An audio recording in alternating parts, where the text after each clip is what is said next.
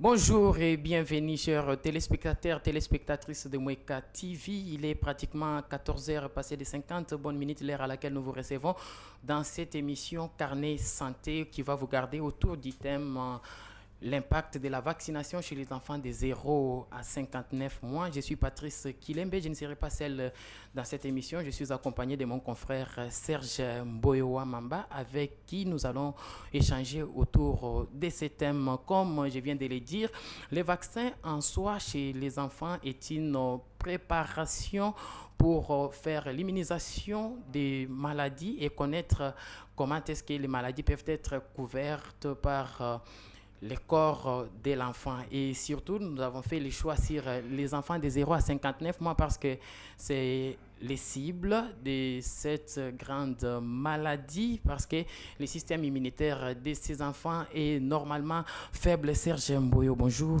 Bonjour, cher Patrice Kilembe. Soyez les bienvenus dans notre émission Carnet Santé. Nous sommes très heureux de vous rencontrer aujourd'hui dans cette émission. Est-ce qu'on peut retenir quelque chose par rapport à l'impact de la vaccination chez les enfants de 0 à 59 mois? Merci beaucoup, cher Patrice Kilembe. L'impact de la vaccination sur les enfants de 0 à 59 mois.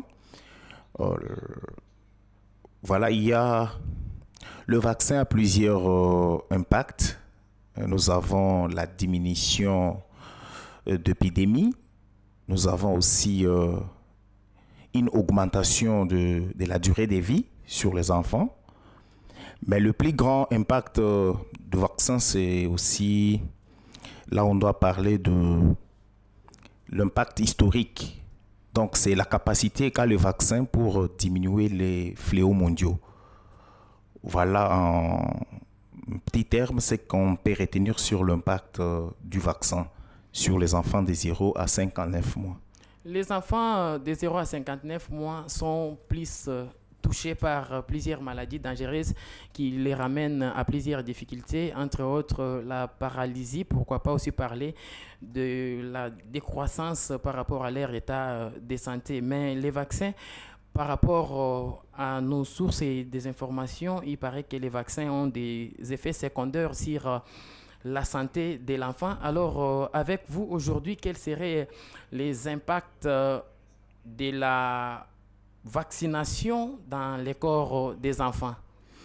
Merci beaucoup, cher Patrice. On parlait des effets sur les enfants après juste la vaccination. On doit parler d'abord des effets après la vaccination. Nous voyons il y a des douleurs chez les enfants.